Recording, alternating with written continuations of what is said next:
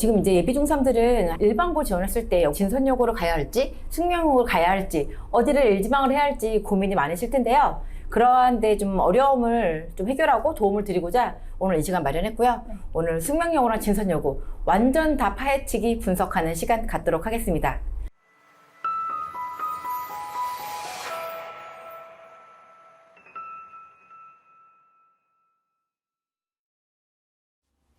안녕하세요. KNS 학원 김다나. 네, 안녕하세요. 저 숙명여고 담당 이은하입니다. 네, 오늘 이제 순서 먼저 말씀드리면 중학교랑 고등학교랑 다르게 여기 내신 등급이 어떻게 달라지는가 그 말씀드릴 거고요. 그리고 인원수 학교별의 인원수에 따라서도 퍼센트가 달라지기 때문에 숙명과 진선여고 인원 비교해서 말씀드리도록 하겠습니다. 그리고 학업 성취도 설명드릴 거고요. 이번 1학기 중간고사랑 기말고사 기준으로다가 시험 범위와 교재가 어떻게 되었는가, 그리고 시험 분석 특성 말씀드릴 거고요.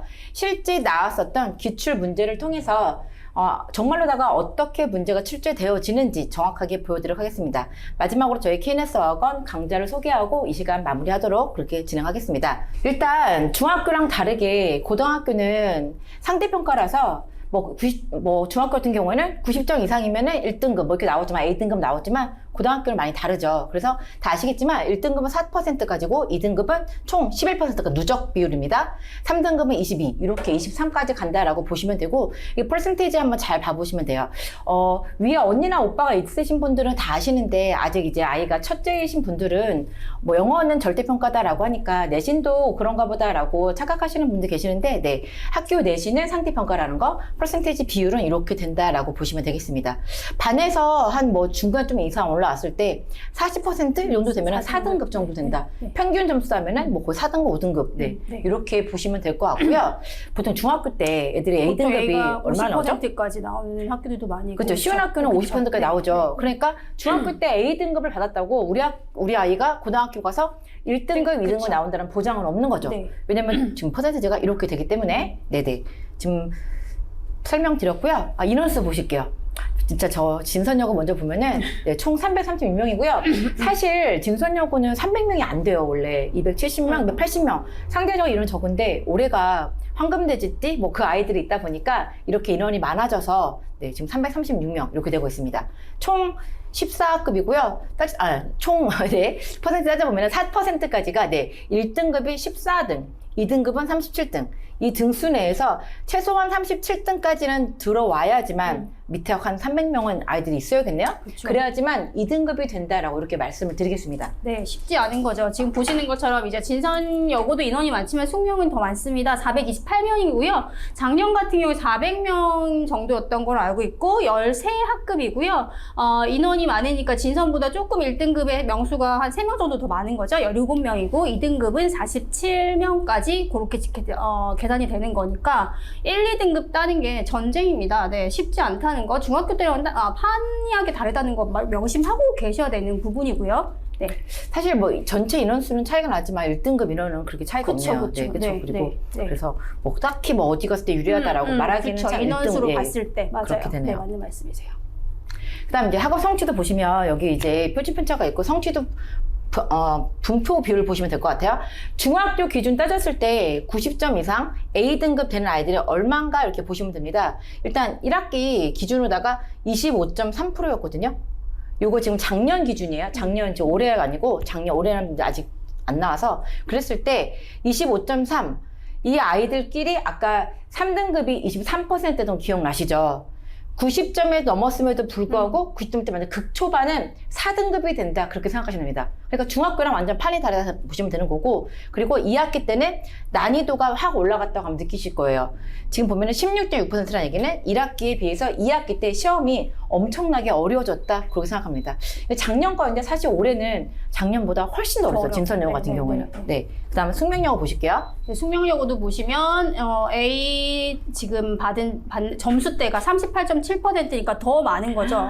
그러니까 사실 보통 숙명은 중간이 쉬우면 기말은 극으로 어렵고 중간이 어려우면 기말은 쉽게 이렇게 상대적으로 내시는 경우인데 1학기가 지금 2학기보다 보시는 것처럼 인원수들이 더 많기 때문에 난이도가 더 쉬웠던 거로 판가름이 나는 거고요. 그러니까 그쵸, 38.7%까지가 되니까 이게 몇 등급까지 내려가는 거죠? 4등급? 4등급 네네네. 넘어가는 4등급 거죠. 넘어가는 그렇죠. 거죠. 네. 네. 네. 그러니까 뭐 100점을 받거나 90점대라고 해도 네, 4등급 4등급 넘어갈 수 있다는 40%까지 4등급이네요. 네. 네. 네.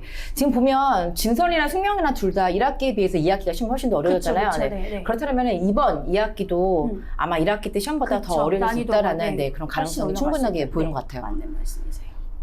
그다음 진선여고 이제 부교재를 말씀드릴 건데요. 교과서는 YBM 박을 쓰고 있는데 네, 흔치 않은 교재예요. 네, 이 동네에서는 진선여고만 유일하게 YBM 박 쓰는 것 같아요. 그리고 교과서는 중간고사랑 기말고사 같은 경우에 둘 다 이제 세 과시 들어갔고요. 부교재 수능실감 300제라고 쇠뒤에서 나온 교재인데 얘가 EBS 수능 특강 같은 것들을 변형 문제를 모아놓은 겁니다. 그래서 고3 정도다, 고3 난이도다라고 보시면 됩니다. 정말 어려운 쉽지 않은 그런 교재였고요. 그리고 이제 2년 전부터 진선여고가 듣기가 들어가죠. 네, 리딩 부스터 25회 요게 지금 들어간다라고 생각하시면 될 것 같아요. 시험 네.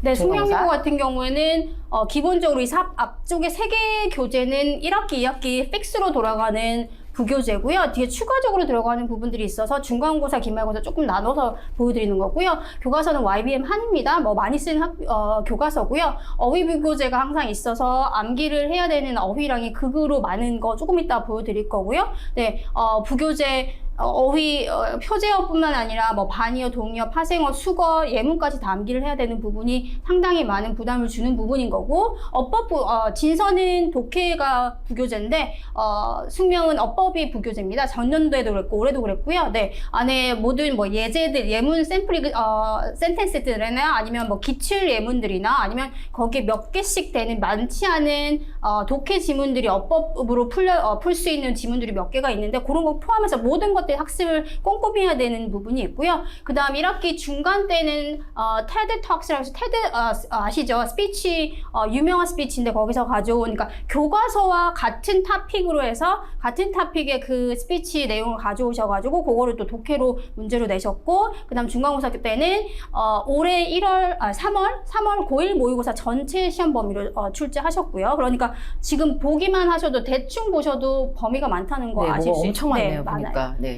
그다음 기말고사도 지금 기말고사는 다행스러운 건지 뭔지 모르겠지만 독해 모의고사는 들어가진 않았습니다. 그런 반면에 지금 추가적으로 들어간 게 넷플릭스 다큐멘터리 전체 스크립트가 들어갔고요. 네, 이 내용이 건강 관련된 음식 관련된 것들에 대한 내용인데 약 10페이지 정도 됐고요. 분량이요. 어휘들도 뭐 어려웠고 의학적 용어들도 전문적인 것도 많이 나와 있어서 이 내용을 서술형도 풀어넣어서 내시고 그다음 독해 문제로도 풀어내신 그런 부분이 추가적으로 있었던 게 기말고사였던 게 특징이었습니다. 네. 숙명여고는 부교재를 어법을 쓰는 대신에 독해 같은 경우는 외부에서 많이, 그쵸, 많이 가지고 오네요. 가져오세요. 네.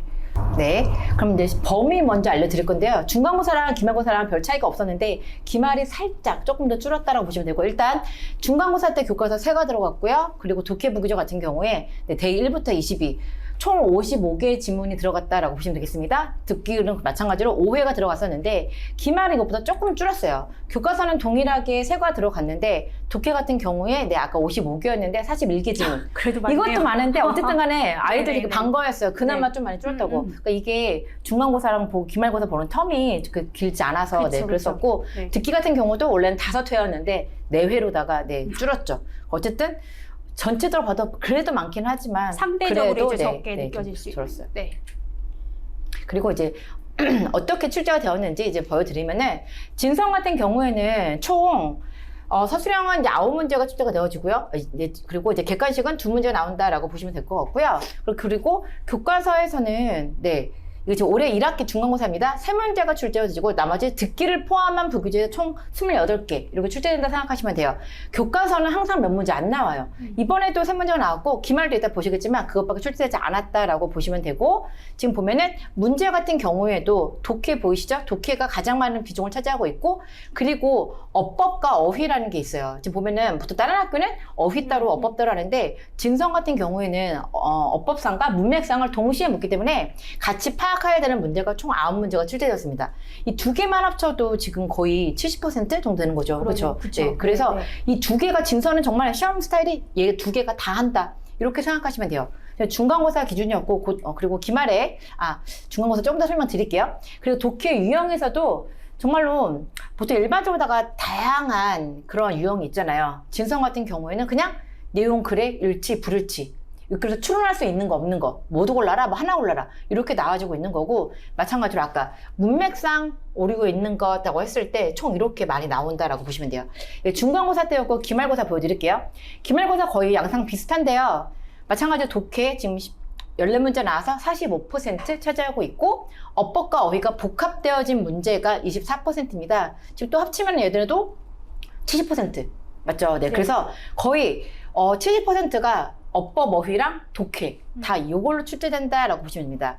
기말고사 마찬가지로 교과서는 3문항밖에 출제되지 않았고 나머지는 다 28문항이 듣기를 포함해서 부교재에서 출제가 되어진다. 그래 고등학교 이제 올라갈 때 저희 겨울에 준비하잖아요. 그랬을 때 진선여고 간다고 뭐 교과서를 미리 막 공부를 하고 한다. 별 의미가 없다라고 네, 말씀드릴게요. 네. 그냥 기본적으로다가 독해 실력이나 혹은 문법 실력을 그렇죠. 많이 키워놓는 게 네. 방학을 이용해서 네. 그게 훨씬 더 유리하다. 그렇게 말씀을 드리겠습니다. 이번에 기말고사 특징 봐보시면 독해 14문항지 11문장이 내용 일치 문제. 아까 중간고사 때는 8문항이거든요. 이번에 기말에는 더 늘어났어요. 늘어났네요. 그래서 내용 일치, 불일치인데 이걸 제가 조금 더 디테일하게 나눴는데, 일치, 불일치한 것 중에서 한 군데 고르는 문제가 4개였고 모두 고르시오라는 문제가 총 7문제였습니다. 그러니까 아이들이 일치, 불일치가 11문제가 쫙 깔리면서 막 모두 갈릴까 그 시험 시간 내에 하는 그 압박감이 장난이 아니다라고 생각하시면 될 것 같고, 마찬가지로 이제 문맥상 혹은 뭐 어법상 오류 있는 거 복합적인 문제가 6문제가 출제되었다. 총 17문제, 31문제에서 17문제가 이렇게 두 문제가 이렇게 두 부류로 확 나누기 때문에 아이들이 정말로 힘들어요. 네. 그리고 교과서는 몇 문제 안 난다라는 거. 그래서 이제 진선여고 내신 특징을 요약해서 설명을 드리면 교과서는 출제 비중이 낮습니다. 부교재는 이제 고3 정도의 수준, 수능시간 300제가 들어가고 있는 거고, 듣기 같은 경우 이때 실제 문제 보여드릴 건데요. 문제를 듣고서 문제를 푸는 게 아니라 딕테이션이다 라고 생각하면 돼요. 어제도 제가 우리 반에 잔소리를 많이 했거든요. 자꾸 듣기 숙제를 안 하려고 그래서 고등학교는 듣기 어렵다라고 그렇죠. 네. 얘기를 많이 했고, 그리고 어휘랑 이제 어법이 복합적으로 출제되는 문제가 2022년도부터 작년이죠.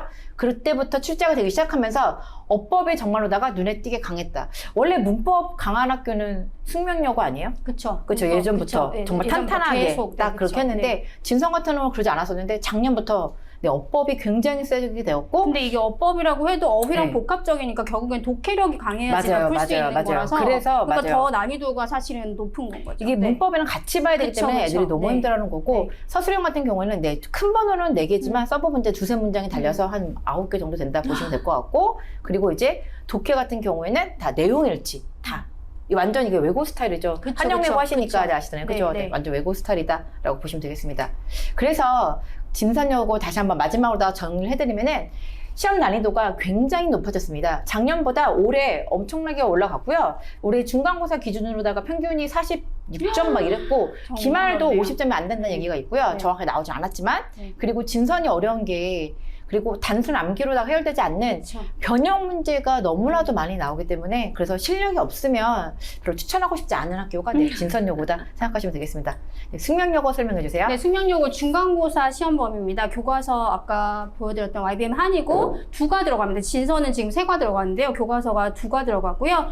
부교재 포션이 역시나 큰 학교입니다. 어휘 부교재에서 데이 1에서 13까지 해서 아까 말씀드렸죠. 암기해야 되는 게 3,500개입니다. 카운트를 해봤습니다. 모든 거를 암기를 해야지만 풀 수 있는 유형으로 조금 이따 보실 텐데 나오기 때문에 암기를 해야 되는 것이고, 만약 중학교 때 영어를 많이 못하고 시간 투자를 못했다면, 어휘력이 약하다면 이걸 실제적으로 새로 다 외워야 된다 그러면 정말로 너무너무 힘든 부분인 건 거죠. 그러니까 어휘력이 중요한 학교다라는 거 아실 수 있으실 거고요. 어법부 교재 말씀드렸던 아까 올크 수능 완성 어법 교재고, 챕터 1, 2하고 액츄얼 테스트 1에서 지문이 4개가 들어가 있는 액츄얼 테스트가 있거든요. 그래서 그거까지 포함시키면 모의고사 지문 수준의 길이의 지문들이 8개고 어법 예문이 130개입니다. 근데 거기 어법 예문에 있는 예를 들어 챕터 1이 뭐 수동태였다면 수동태만 공부하는 게 아니라 거기 문장에 뭐 관계사가 있다면 관계사도 학습을 해야 되는 거고, 뭐 도치구문이 있으면 도치구문도 함께 학습을 해야 되는 거니까 어법 예문에 있는 모든 어법 사항들은 꼼꼼히 하나하나씩 다 철저하게 이해를 하고 넘어가야 되는 부분이고요. 그다음 모의고사는 고1 모의고사 25개의 지문이 부분이 포함이 아까 다 됐다고 말씀드렸고, 진선과는 다르게 숙명은 지문 변형은 없습니다. 변형은 없는데 중간고사는 되게 라이트하게 가볍게 가셨는데 기말고사는 조금 새로운 유형을 또 포함시키셔가지고 일치 불일치 문항인데 좀 선지가 길게 해서 여러 개 또 답을 찾는 거 좋아하시잖아요, 숙명이. 그러니까 그런 형태로 내셨고, 중간고사는 아까 말씀드렸던 테드톡스 장문 스크립트가 포함이 됐던 게 범위였고요. 네, 교과서 똑같이 이제 2가 들어가서 3과 스페셜 레슨이 들어갔고, 어휘부교도 똑같습니다. 개수가 조금 더 늘었죠. 4,000개였었고요. 더 많아졌네요. 네, 더 많아졌죠. 네, 어법 부교도 똑같이 2개 챕터 들어가고 액츄얼 테스트 2가 들어갔는데 지문 개수는 8개고 어법 그러니까 예문 개수는 거의 비슷합니다. 근데 이제 뭐 어법 포인트들을 하나하나 세세하게 공부한다는 게 이게 하나하나씩 살펴보는 게 시간이 많이 걸리고 그것들을 다 머릿속에 정리를 해놔야 되는 부분이 많이 어려운 거고요. 아까 말씀드렸던 처럼 모의고사는 들어가지 않았지만 장문 독해 10페이지에 해당하는 요 긴 다큐멘터리에 대한 스크립트를 상세하게 학습을 했었어야 되는 게, 왜냐면 거기서 단락을 자르셔가지고 서술형을 많이 내셨거든요. 독해 문제도 많이 내셨고, 그러니까 내용이 상당히 많다는 거. 그게 이제 진성과 마찬가지로 범위가 많다는 게 특징인 건 거죠. 네. 갑자기 궁금해진 게 있는데 여기 네. 장문 독해가 들어갔잖아요. 기말에는 중간고사에는 모의고사가 들어갔고 네. 난이도 쪽에서는 어디가 더 어렵고 애들이 힘들었나요? 비슷한가요? 기말이 어렵죠, 훨씬. 장문 네, 독해 이제 내용 자체가 모의고사보다도 넷플릭스 같은 문제가 모의고사는 고1 수준이지만 맞아요. 이거는 그렇지 않고 아까 말씀드린 것처럼 전문적인 의학 용어들도 많이 들어갔던 거고, 어휘 전체가 어려운 지문이었기 때문에 훨씬 이 부분이 어려웠죠. 그래서 기말이 더 어렵다고 애들이 많이 했나 보네요. 그쵸. 딱 봐도 범위도 네, 들어갔는데 그 내용 모델까지 난이도도 어려워지니까. 올라갔으니까. 네, 보시는 것처럼 중간고사 아까 말씀드렸잖아요. 쉽게 나왔다고. 객관식이 37문항, 주관식은 안 나왔습니다. 교과서는 진선보다는 나오는 포션이 좀 많습니다. 8문항이 나와서 22% 차지했고요. 그다음 부교재와 모의고사 합쳐가지고 나머지가 이제 80%에 해당하는 게 나머지 교과서 외적인 부분들이 포함이 되는 것이고요. 듣기 문항이 지금 어디서 나왔냐? 원래 듣기가 안 나왔었는데 올해 특이하게 듣기가 나왔고, 그 테드톡스 스크립트에 에서 이제 듣기 문항 8개를 내셨는데 어렵진 않았습니다. 한글로 선지가 나왔었고, 그리고 뭐 딕테이션 이런 건 아니었기 때문에 내용 컴프레hen션에 관련된 문제였기 때문에 어렵진 않게 나왔고요. 그 다음 보시는 것처럼 어휘 문항이 6개가 출제되었고, 어법이 7개, 독해가 16개, 개수는 많지만 난이도는 어렵지 않았습니다. 아까 말씀드린 것처럼 본문이 변형되지 않고 뭐 내용 일치라든지 아니면 뭐 순서 배열 이런 것들이 나왔기 때문에 중간고사는 쉬웠고요. 중간고사는 사실 100점도 전교에 뭐 한 40명 정도 나왔다고 얘기하고, 네. 40명이면 아까 1등급이 17명? 막 이렇고 그쵸, 2등급이 그쵸. 30명. 그러니까 40명이면 네. 3, 4등급. 3, 4등급이 나오는 거 100점이 나와도? 네, 그쵸. 네. 그렇게 해서 중간고사는 아주 쉽게 나왔었고요. 말씀드린 것처럼 듣기는 8문항으로 내용 일치, 추론 문제들, 추론도 아주 가볍게 내셨고요. 어법이나 어휘가 숙명은 어려운 걸로 유명하죠. 문항 보시면 아시겠지만 나중에 복수정답 찾기를 아주 좋아하시고, 각각의 이제 선지 자체에도 확인해야 될 사항들이 되게 많은 것들이 특징이고, 독해 문항은 중간고사는 쉽게 나왔었습니다. 그래서 뭐 서술형도 출제 안 되었기 때문에 아까 말씀드린 것처럼 100점도 많이 나왔던 시험지였고, 쉬웠던 문항으로 이제 출제되는 거고요. 네. 기말고사는 지금 주관식이 8문항이 출제가 되었고요. 아주 어렵게 주관식이 나왔습니다. 왜냐하면 선생님들께서 시험 가이드라인을 주셨을 땐 뭐 단어 삽입이라든지 뭐 문장 완성이라고 해서 되게 간단한 것처럼 내신다고 말씀을 주셨는데, 실질적으로 영장문이, 그러니까 서술형 영장을 실제로 해야 되는 게 나왔고요. 독해를 읽고 요지를 완성하는 거예요. 모든 거의 전문항들이. 그러니까 뭐 본문에 있는 문장을 암기해서 할 수 있는 것도 아니거니와, 그다음 본문에 있는 핵심 문장 요지가 무엇인지를 정리를 잘 한 후에 그걸 패러프레이징해서 문장을 다시 따르게 이제 요약문을 완성하는 거였기 때문에 아이들 거의 전반적으로 거의 전체 아이들 중에 100점 없다고 하더라고요. 기말고사는 100점이 없고, 네, 그리고 부분 점수를 잘 안 주시는데 부분 점수까지 주셨대요. 너무 점수가 안 나오니까. 네, 그리고 대부분 아이들이 기본적으로 20점은 하락했다고 하더라고요. 그렇게 주관식을 너무너무 어렵게 내셨고요. 그 다음에 어법 어휘는 항상 어렵게 내시는 학교이기 때문에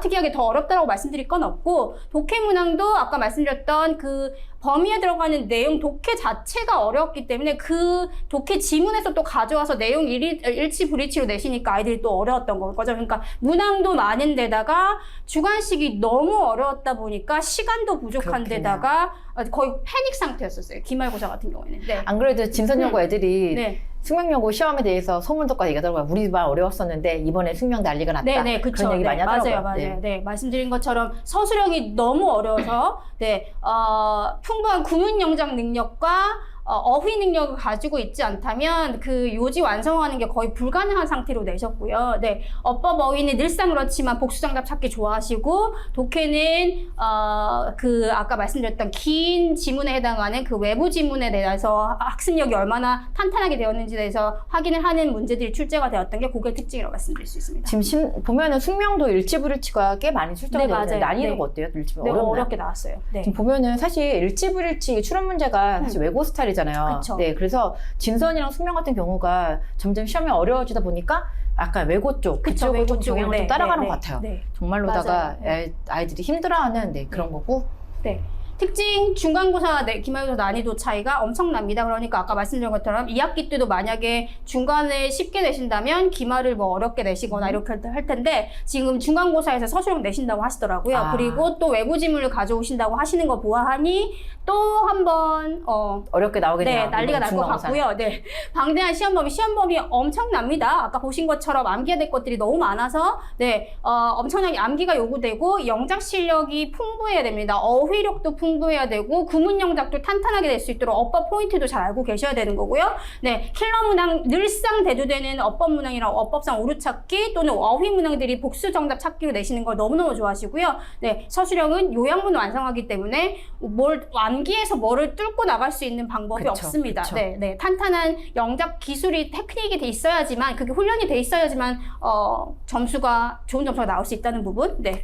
숙명이 좀 변한 것 같아요. 원래 예전에는 암기만 착실하게 잘하면은 숙명 가면은 무조건 성공한다. 맞아요. 양이 너무 많아서 맞아요. 그렇지 네, 암기만 하면 된다라고 했는데 네. 이제는 암기로다가 그쵸. 통하지 않는 네, 통하지 않아요. 그런 네. 문제가 나오네요. 네. 점점 어려워지고 있습니다.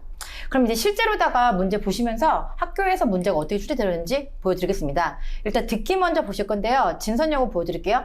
진선여고는 이렇게 그냥 밑줄 하나를 주세요. 항상 이렇게 한 지문당 4개가 들어가고 있고요. 5문제 나옵니다. 그래서 듣기 총 배점은 10점이라고 보시면 되겠습니다. 각 밑줄마다 0.5점 보이시죠? 그러니까 이게 되게 웃긴 게 배점이 어렵네요. 작긴 한데 네. 안 할 수는 없고 해야 그쵸. 되는 거고 네. 그리고 극상위권은 정말 0.5점에 따라서 등수 때문에 등급이 갈라기 때문에 무시할 수 없는 거죠. 그리고 이렇게 지금 보면은 그 칸칸에 주는 게 아니라 하나를 주기 때문에 몇 단어가 들어가는지 본 찾아야 되는 거고 뭐 이런 S라던가 혹은 여기 지금 보면 not like 나왔을 때 중간에 이런 하이픈 대시까지 다 할 줄 알아야 되는 거고 네. 그리고 여기 맨 마지막에 잘 안 보이시는데 예전 urban remedy라고 해서 했을 때 그 묵음 처리된 것까지 해서 그쵸. 본인들이 다 해야 되는 그리고 가끔씩 왜 발음은 비슷하지만 다른 단어도 있잖아요. 그쵸. 네, 그런 네. 것까지도 다 해야 되는 거고 그래서 듣기 연습을 조금 많이 해야 되고 솔직히 듣기를 지문을 암기하는 애들도 있어요. 네. 있는데 저는 한계가 있는데 모르겠어요. 그래요? 그거를 한두 개도 아니고 어떻게 그걸 다 나오죠? 언제 그쵸. 뭐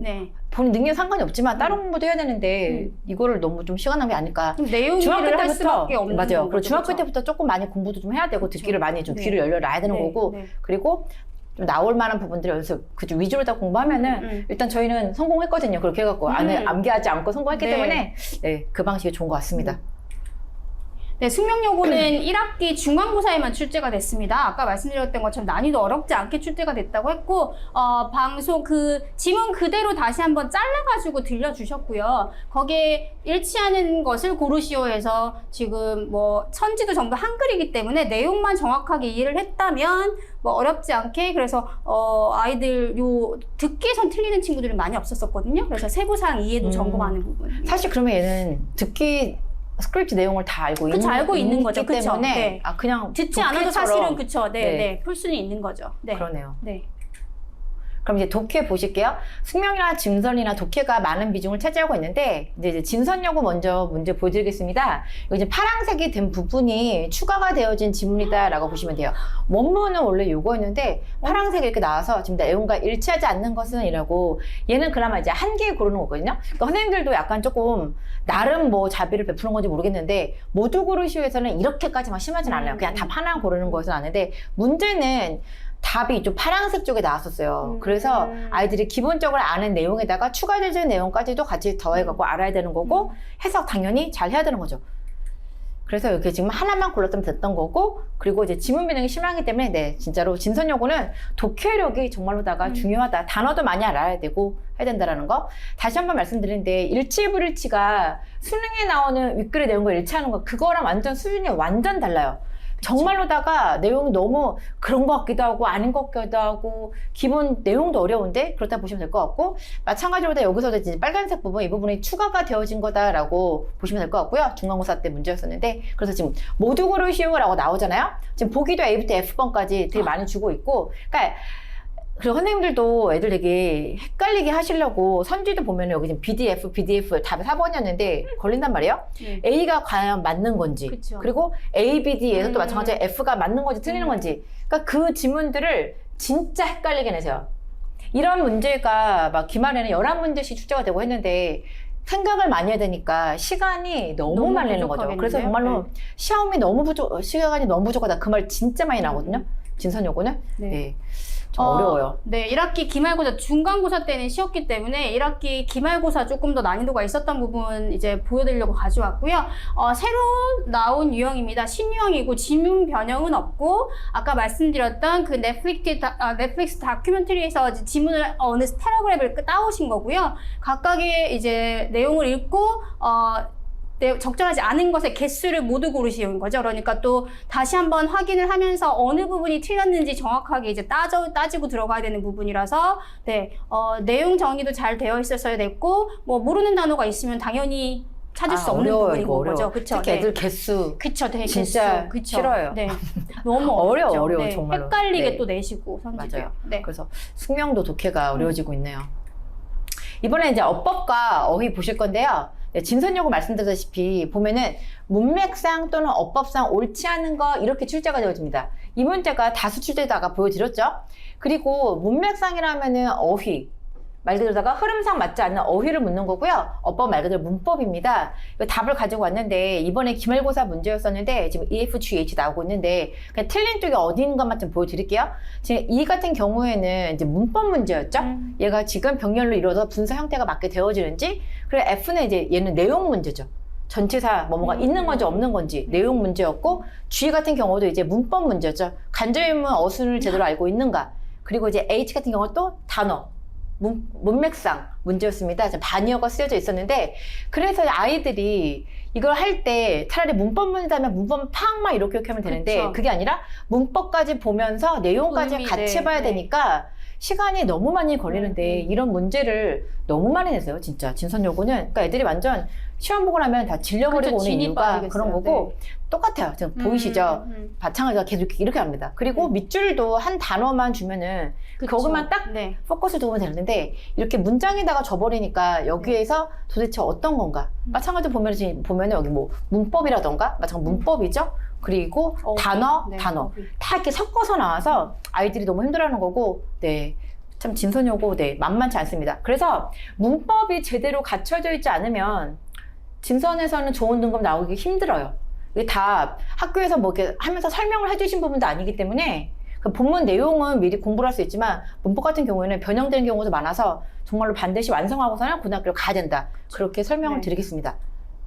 네, 숙명여고 어법 문제입니다. 항상 고유의 문항들이 있는데 숙명여고가 항상 내시는 유형이 요 유형입니다. 어법 부교재에서 예문을 가져오신 거고 뭐 독해 지문의 일부 문항을 발췌해가지고 가져오시는 건데 항상 보기가 뭐 A, B, C, D 5개 선택지가 있다면 선택지 내에 또다시 문장이 2개씩 페어로 들어가는 거니까 결국에는 10개의 문장을 한 문제 풀기 위해서 확인을 해야 되는 건 거죠. 그래서 지금 보시는 것처럼 똑같이 뭐 진성과 마찬가지로 아까 병렬 구조도 내시는 거고 그다음 뭐 투부정사, 가주어, 진주어 부분, 준동사 부분도 들어가고 능동, 수동도 다 들어가는 거기 때문에 어떠한 한 포인트 문법 어법 포인트만 학습해서 되는 게 아니라 각각의 문장의 특징적인 어법 포인트는 하나하나씩 다 따져가면서 공부를 해야 되기 때문에 진선도 말씀하셨지만 기본적인 어법이 탄탄하지 않으면 이게 이제 어떤 부분에서 나올지 모르기 때문에 결국 모든 걸 암기할 수는 없잖아요. 그러니까 맞아요. 눈에 띄게 문장을 봤을 때 눈에 딱딱딱 띄려면 그게 상당한 실력이 돼야 되는 거거든요. 그러니까 이런 문제 한 문제 푸는 데에 대해서 이 짧은 시간에 빠르게 풀기 위해서는 탄탄한 실력, 기본 실력이 중학교 때 갖춰져 있지 않으면 거의 불가능하고 많이 힘들어지는 거죠. 많이 힘들어지는 아까 시험 범위 보니까 이런 예문들이 뭐 100몇 개씩 들어가던데 120, 140. 그걸 다 암기를 할 수 없잖아요. 없어요. 그러니까 기본적 문법이 돼서 그쵸. 이해를 하면서 이렇게 넘어가야 되는 그런 시험이네요. 보니까. 그다음 어휘 문제, 부교재 아까 단어책에서 나오는 거고요. 해석이 똑같이 이제 숙명에서 항상 내시는 패턴이고 문장이 있으면 해석을 주시고 해석과 문장이 매칭이 되는지 확인해야 되고 똑같이 아까 어법 문장과 마찬가지로 5개의 선택지가 있지만 선택지 안에 또 2개의 문장들이 페어로 들어가기 때문에 결국엔 10개를 확인해야 되는 거고 짝지어진 것 복수 정답입니다. 또다시. 그러니까 애들이 정말로 시험 치는 시간 내에 저는 그쵸, 어떻게 푸는지 맞아요. 그게 정말 어메이징한 애들이 것 같아요. 잘하는 거예요, 정말. 애들이 잘하는 것 같아요. 예문들 각각의 예문들에 있던 걸 어떤 건 단어를 반의어로 쓰셔가지고 잘못해 놓으신 거, 어떤 건 뭐 해석이 잘못되어 있는 것들. 그러니까 각각의 단어까지 꼼꼼하게 다 확인할 수 있다는 능력이 된다는 건 암기력이 기본적으로 어휘력이 돼야지만 되는 거죠. 네네. 그 수능 어이기 때문에 중학교 때 그래도 정말 그쵸. 열심히 하는 아이들은 많이 고등학교 와서 그쵸. 정말 많은 도움이 맞아요. 되겠네요. 네. 그럼 이제 서술형 보여드릴 건데 진선여고 서술형이 사실 제가 객관적으로 봤을 때는 저는 예전보다 쉬워졌다고 생각을 해요. 진짜요? 네, 한 3년 전 막 그때 코로나 그때 마찬가지지만 3, 4년 전에는 정말로 너무 어려웠거든요. 이걸 어떻게 쓰라는 걸까 시간 내라고 해서 정말 어법상도 너무 어렵고 아이들이 정말로 자기 실력으로 다 해야 되는 게 좀 많았는데 작년부터는 이제 서술형이 이제 솔직히 통암기 했을 때 암기로 통하는 문제들도 다수 출제가 되어지고 그리고 좀 단어를 좀 많이 주세요. 많이 줘갖고서는 추가 단어 없음이라고 해서 문법이 어느 정도 갖춰지면은 어떻게 써야겠거나 맥락이 보이기 때문에 저는 좀 예전보다 많이 쉬워지지 않았나. 달라진 게 있다면 작년부터 이제 어법이 강화되었다고 말씀드렸잖아요. 원래 서술형에서 진선여고가 3년 전까지만 해도 어법 문제가 나온 적이 없었거든요. 근데 작년부터가 이제 어법이 서술형 출제가 되어진다라고 보시면 되겠습니다. 서술형 지문이었는데 마찬가지로 파란색 부분은 추가가 된 내용이다 보시면 돼요. 서술형도 이렇게 본문 변형이 있어요. 지금 파란색이 반 정도가 학교에서 새로 써 넣은 내용이고 이제 밑에가 이제 되는 건데 문제 보실게요.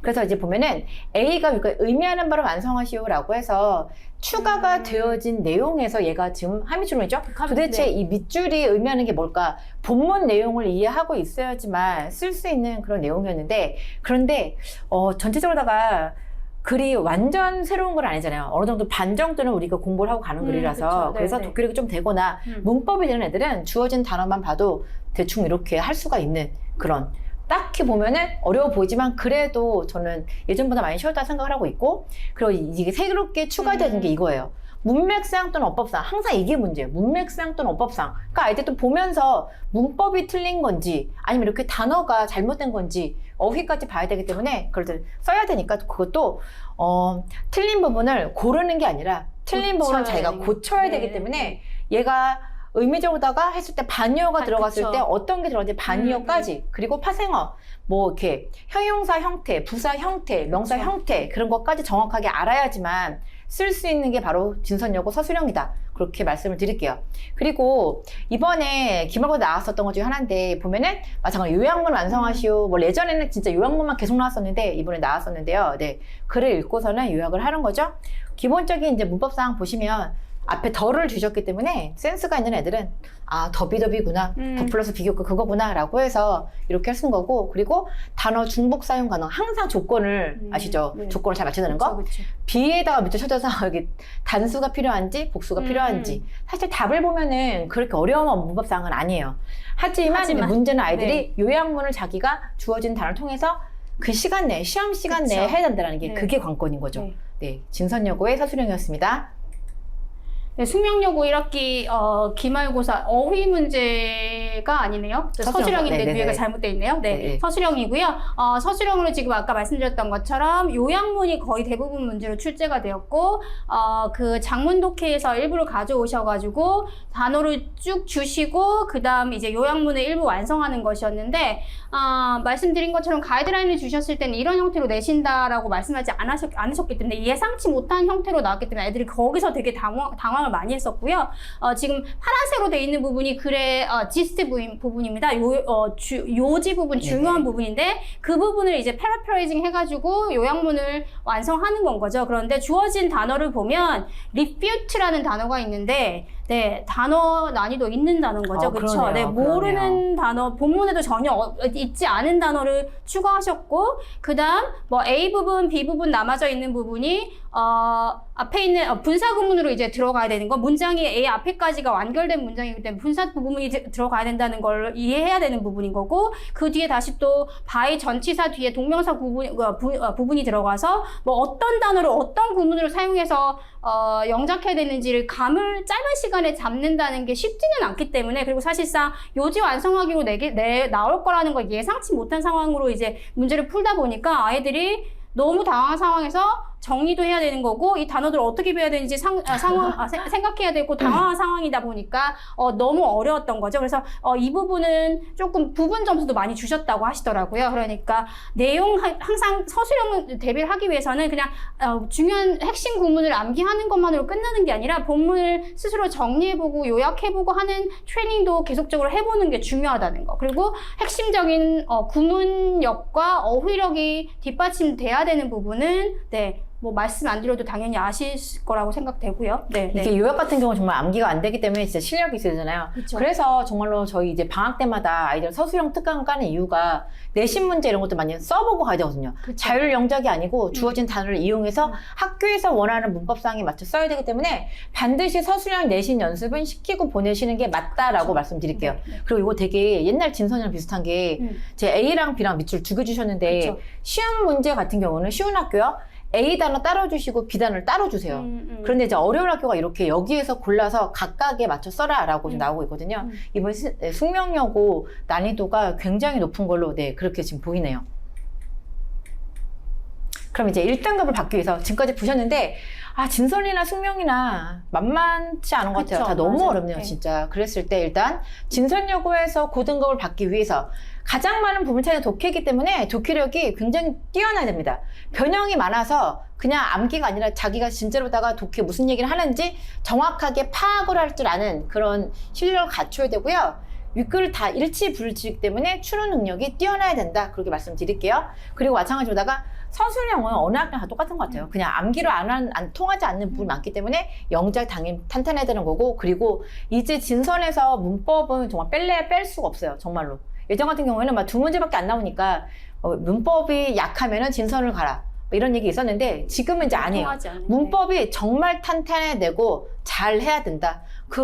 보니까 뭐 하나 못하면 안 되는 거 그런 게 한데 외고 수준의 정말로다가 맞아요. 실력까지 솔직히 외고보다 더 어려운 부분도 있는 것 같고 맞아요. 진짜로다가 좀 실력이 비슷하게 갖추된다라고 보시면 되는 거고. 네, 숙명여고도 짧게 말씀드리겠습니다.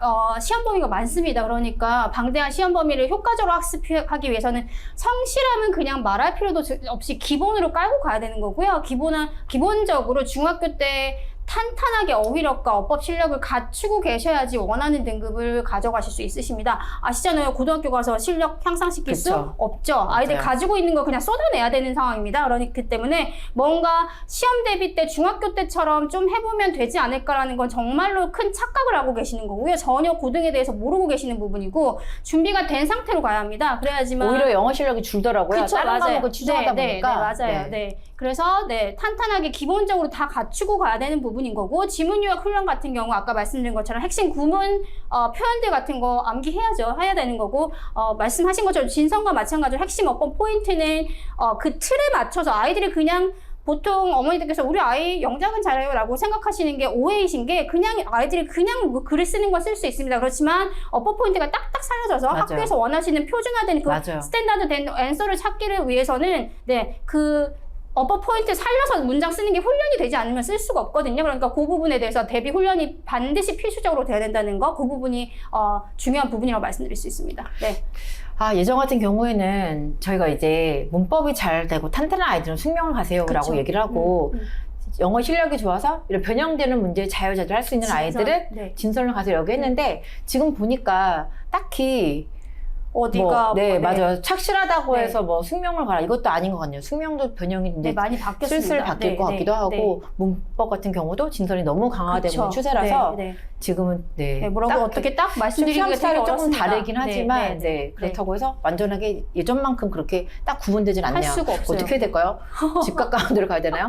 어떻게 될지 될까요? 모르겠네요. 네, 진짜. 가까운 데가 가장 네. 최선인가? 그렇다면 네. 이제 KNS에서는 이런 시험 난이도 있는 시험을 위해서 어떻게 대비를 하는지 보여드리면 일단 저희 학원에서는 거의 일단 시중 교재로다가 학교에서 부기제를 쓰신다고 할지라도 문제 같은 것도 시중에서 걸어서 그런 문제가 아닙니다. 고유 유형, 학교 고유 유형의 문제를 다 일일이 하나하나 지문 하나하나 다 만들어서 아이들이 연습을 시키고 있어요. 지금 봐보시면 이제 문맥상 틀린 거 3개 골라 바르게 고치시오라고 해서 서술형에 대한 문제였어요. 그래서 이제 아이들이 보고서는 이렇게 하는 연습을 미리 다 학교 시키고 유형이 있고요. 똑같네요. 모든 네, 지문을 네. 다 이렇게 해줍니다. 모든 지문을. 네. 그리고 똑같죠. 네. 문맥상 또는 엎어선 틀린 것끼리만 짝지어진 것은 이라고 해서 밑줄도 다 주고 이렇게 이런 진선 요구에 맞춘 문제집 시중에서 절대 없죠? 구할 수 없어요. 네, 네. 직접 하나하나 다 만들지 않고서는 구할 수 없습니다. 그래서 아이들이 시험장에 가서 또 당황하지 않도록 평소에도 이렇게 해서 연습을 시킨다라는 거 보여드릴 거고 그리고 기본적인 어휘라던가 왜냐면 문맥상 이제 바꿔 써야 되니까 그리고 암기로 통하는 그러한 서술형도 있기 때문에 어느 정도 이제 암기를 해야겠죠. 그리고 처음에는 이렇게 스펠링을 주고 연습을 시키고 그 다음에는 이제 스펠링 없애기도 하고 그리고 마찬가지로 서술형 사실 이것도 이제 언제 다시 되돌아올지 몰라서 네 이렇게 다 하나하나 다 그리고 단어 같은 경우에 본인이 생각해서 쓸 수 있게끔 이렇게 연습을 시키고 있습니다. 근데 뭐 기본적으로 다 문제풀이는 워낙 많이 주니까 아이들이 정말 모의고사 풀듯이 쭉쭉쭉 할 수 있게끔 해주는 거고 듣기 같은 경우에도 통암기를 시키진 않아요. 저희 학원은 솔직히 그거 좀 미련한 것 같고 그렇죠. 대신에 버전을 좀 많이 하고 처음에는 빈칸을 이렇게 따로따로 해주고 그 다음에 이제 학교 스타일로다가 한 문장을 한 번 더 복습을 시키는 거죠. 몇 번 이렇게 돌리고 나니까 그러면 아이들이 아이들 잘 잘 하겠네요. 네, 그래서 네, 저희 성공했어요. 네. 축하드립니다. 네, 이렇게 시키고 있습니다. 그리고 이제 시험 보는 직보 때 마지막으로다가 파이널 모의사 학교랑 똑같이 그래서 학교의 시험 스타일과 마찬가지로다가 이렇게 하고서는 이제 보이시죠? 밑줄 간 것만 봐도 진선요구구나. 딱 보면은 진선요구 시험지구나 알 수가 있죠. 그래서 학교 시험 스타일하고 정말로 매우 흡사하게 맞춰서 그리고 거의 다 모든 문제가 문맥상 어법상과 추론 문제 이걸로다가 다 한두 문제가 아니라 다 이렇게 해갖고서는 연습을 시켜서 보낸다 그렇게 말씀을 드리겠습니다. 네, 숙명 요구도 마찬가지입니다. 뭐 외부에서 구할 수 없는 자료들로 이제 제가 직접 만드는 거고요. 수능 어법 어법 교재, 부교재에 대해서 각각의 문장을 학습을 한 후에 그 각각의 문장에서 오류찾기를 훈련을 이렇게 시키는 거거든요. 이렇게 학습을 디테일하게 하지 않으면 아까 보셨잖아요. 선지가 10개인 거에서 복수 정답을 찾는 게 쉽지 않기 때문에 각각의 예문들에서 어떤 오류를 찾아내야 되는지 그렇게 훈련을 여러 가지 버전으로 지금 시키고 있고요. 네, 리뷰 테스트 학교 시험과 유사한 유형으로 내고 있습니다. 지금 보시는 것처럼 어휘라든지 아니면 어법상 오류찾기 등으로 이제 학교 시험과 같은 유형으로 계속해서 이제 리뷰 테스트 치고 있고요. 자료가 진짜 좋네요. 네. 진짜. 네, 단어 시험도 이렇게 매 시간마다 치고 있습니다. 아니면 암기를 하지 않으면은 맞출 수가 없는 상황이기 때문에 디테일하게 예문까지 다 학습을 해야 되는 거고요. 네, 아까 진선요고 보여주신 것처럼 숙명요고도 자체 내에서 저희 모의고사가 이제 만들어져서 마지막으로 이제 직보 때 아이들 문제를 풀게 되는데요. 이번에 기말고사 같은 경우 문항이 하나 나왔던 게 똑같이 서술형 그대로 나왔습니다. 네, 그래서 그렇게 적중하는 경우들이 좋기 때문에 네, 반드시 직전보강 때 참여해가지고 문제 풀어야 되는 부분이고요. 네, 그래서 이렇게 해서 지금까지 진선여고랑 숙명여고의 내신에 대해서 낱낱이 다 파악해서 보여드렸고, 어떻게 우리가 대비를 시켜야 되는지 보여드렸는데, 그렇다면 이제 지금 현재 중학교 2학년, 3학년들, 고등학교 올라가기 전에 KNS에서 어떤 프로그램을 공부를 해야 되는지 설명을 드리도록 하겠습니다. 네, 조금 줄까요? 네, 지금 3학년들 2학기 이제 플랫 A, B 해가지고 특목고 합격이 필요한 학생들 같은 경우에 특목고 대비를 하기 위해서 뭐 그 프로그램이 따로 있고요. 그다음 일반고들을 대비하기 위해서는 일반고 반으로 이제 나누게 돼서 수능 대비반이 있고요. 네. 그래서 예비고일 같은 경우에 외고 라인은 외고 전사고 반이 가장 최상이라고 생각하시면 되는 거고, 의대 프리미엄 반은 이제 외고가 아니라 외고 전사고가 아니라 일반고 쪽, 그쪽 네. 이과 학생들 그쪽 생각하시면 되겠습니다. 네, 그래서 지금 라인업이 돼 있는 게 가장 기본적인 이제 기본 학습이 조금 아직까지 필요한 친구들 같은 경우 예비고 스타터가 있고요. 그다음 그 윗단계가 예비고 심하고, 지금 아래 보시면 수능 독해 이제 수능 등급으로 나눠서 반 레벨이 정해지기 때문에 3, 4등급 때 친구들은 스타터 반이고, 심화반은 2, 3등급, 그 윗반이 이제 의대 자사고 1, 2등급이고요. 그다음 가장 최상위반 일반고를 일반 자산고로 지금 목표하는 친구들 같은 경우 안정적 1등급을 가지고 있고, 이제 내신도 함께 1등급을 차지하기 위해서 의대 프리미엄 반이 있고요. 외고 전사고는 조금 다른 거죠. 그렇죠? 네, 외고 전사고는 탭스 베이스로 해서 외고나 전사고에서 원하시는 유형대로 학습을 방향을 조금 루트가 다른 그렇게 라인업이 되는 부분이 전체적인 예비고 1 정규반이고요. 이 두 반에 대해서 되게 문의가 많으세요. 어떤 반이 더 높은 거냐고 물어보시는데, 그렇죠. 네. 높은 게 아니라 라인이 다르다고 보시면 돼요. 네. 말 그대로 외고 전사고 반은 탭스를 베이스로 해서 외고랑 전사고 쪽 어휘도 굉장히 어렵습니다. 그쪽으로 다 포커스를 맞춘 거고요. 의대 프리미엄 같은 경우에 사실 저희가 주 1회 반만 있었는데 주 2회 반이 중간고사 이후로 생겼습니다. 그래서 현재 지금 일반고계의 극상위권, 최상위 제일 높은 반이다라고 보시면 되는 거고, 마찬가지로 탭스 같은 경우에 문법이나 독해나 요즘 이제 일반고도 아까 보시지만 외고랑 문제 성향이 비슷해져서 네. 같이 들어가면서 대신에 의대 프리미엄 반은 서술형까지도 같이 연습을 시키는 그런 반이다. 그리고 학교 기출문제를 다 풀어줘요. 이번 내신 이쪽에, 대치동에. 그래서 만약에 뭐 진설이나 숙명을 가실 거면은 외고 전사고반보다는 의대 프리미엄 그쵸. 이쪽에서 공부하는 것이 훨씬 더 유리하다. 네. 그렇게 설명을 드리겠습니다. 네, 지금 그래서 똑같은 얘기 지금 하고 있는 거죠. 그쵸, 그래서 네. 이런 네. 일반고는 의대 프리미엄과 의대 자사고반, 그리고 외고 전사고는 외고를 위한, 그리고 전사고를 위한, 외대고를 위한 반이다 생각하시면 될 것 같습니다. 네, 그래서 이제 지금 보시는 것처럼 네, 이번 조건이죠. 나뉘어져 있는 게 지금 의대 프리미엄 레벨 테스트 저희 들어오기 전에 테스트 치는 게 있죠. 거기 80점 이상 입반이고, 그러니까 보시면 커트라인이 똑같습니다. 80점대 이상 입반으로 입반 레벨 그 점수는 똑같은데 아까 말씀하신 것처럼 학습하는 루트가 다른 맞아요. 거죠. 네, 네네네. 의대 프리미엄은 일반고를 이제 극상위권으로 추구하는 친구들이 들어가는 반인 거고, 외고 전사고는 그야말로 외고나 전사고를 목표하는 친구들이 학습하는 반이라서 지금 보시는 것처럼 의대 프리미엄에서도 탭스를 안 다루는 건 아닌데 탭스 문법 어휘 청의가 들어가긴 하지만 거기다 추가적으로 강남 주요 학교들의 이제 내신 서술형을 문제를 풀게 되는 부분이 핵심적인 거고요. 이제 외고 전사고 같은 경우에는 탭스 문법 독해 어휘 청취가 다 들어가는 거고, 그다음 원장님께서 이제 외부 지문들도 많이 가져오셔가지고 아이들 추론 능력을 향상시키기 위해서 그 부분에 주력하시는 부분인 거고요. 어휘가 일반고보다는 난이도가 훨씬 높은 거죠. 그게 다르다는 그 부분이라고 말씀드릴 수 있습니다. 네. 네, 그래서 이제 수준만 학습 보시면 예비고 스타터는 수능 어법과 고등 내신 문법 입문 수준으로 학습하는 거고요. 아직까지는 조금 베이비 스텝으로 더 훈련이 필요한 친구들이기 때문에 고3 모의고사 수준은 아니고 고1 수준의 지문과 함께 고2로 이제 접근하는 레벨로 공부하는 게 예비고 1 스타터고요. 그다음 그 윗반이 이제 예비고 심하고 수능 어법과 고등 내신 문법 다 서술형 학습까지 들어가는 게 이제 심화반부터 시작이고요. 모의고사는 고2 수준부터 이제 고3으로 끌어올리는 부분인 거고요. 네네. 그다음 일반고에서 이제 심화반 윗반이 의대 자사고고요. 지금 보시는 것처럼 대치권의 주요 학교들의 서술형에 집중해서 서술형의 결국에는 등급을 가리는 맞아요, 부분이기 맞아요. 때문에 그 부분에 집중하시는 거고, 네, 탭스 문제를 풀이를 합니다. 탭스를 왜 하냐고 어머님들께서 되게 궁금해 하시는데, 탭스가 결국에는 수능 어법보다 더 다양한 어법 포인트들이 커버가 되는 거고, 그리고 뒤쪽에 41번부터 50번 보시면 밑줄이 없는데 상태로 어법 오류를 찾는 게 있거든요. 그게 내신 대비하는데 가장 효율적인 부분이기 때문에 네, 그 문제도 이제 끌고 들어오셔가지고 문제풀이도 진행하시는 부분인 거고요. 의대 자사고는 고3 수준, 이제 실전 액처로 이제 들어가서 학습하는 게 이제 2반부터 시작이라는 거 말씀드릴 수 있습니다. 아까 문제 보시면 아시겠지만 고등학교 내신 문제가 수능 어법보다 훨씬 어려워요. 그래서 수능 어법 문제집만 공부하고 갖고서는 고등학교 내신에 그렇죠. 대비를 할 수가 없어요. 그래서 다 저희는 지금 극상위권에서는 탭스 어법, 탭스 문법 문제를 필수로다가 다 지금 시키고 있다라고, 그래서 시킨다라고 보시면 되는 거고, 그리고 저희 예비고일 같은 경우에는 무시험 제도가 있거든요. 여기 지금 성적표 보이시죠? 예비고일 심화반 같은 경우에는 중2, 3 영어가 올해가 나오면은 이번엔 입반할 수가 있는 거고, 의대에서 받은 거는 영어, 수학, 과학 세 과목이 중학교 2학년 3년 2년 동안 올 A가 나오면 됩니다. 네, 이렇게 한번 참고로 봐주시면 될 것 같아요.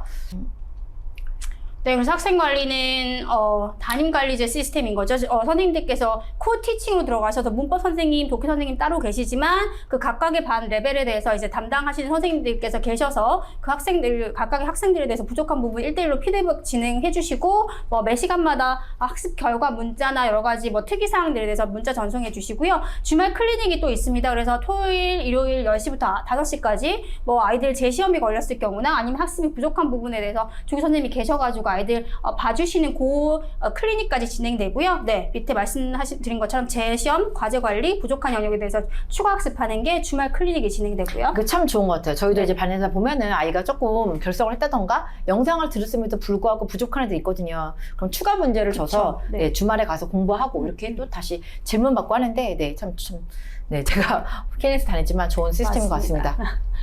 네, 그래서 지금 전체 프로그램 주중반과 주말반이 있고요. 네, 외고 전사고 모든 수업들이 지금 예비고 스타터만 주말반이 지금 없는 상황이고요. 중간고사 이제 내신 대비반이 조만간 열리기 시작할 텐데 시험을 치지 않는 학생들 같은 경우에는 정규반으로 계속 진행하면 되시는 거고. 네, 이번 예비고일 같은 경우에 지금 중간고사 없는 학교가 대부분이에요. 많아요. 네, 네. 그래서 거의 정규반은 9월하고 10월에도 계속 예비고일반은 그대로 유지가 된다라고 보시면 될 것 같습니다. 그래서 맞는 시간대에 골라서 입반되는 반에 맞춰서 보시면 되겠습니다.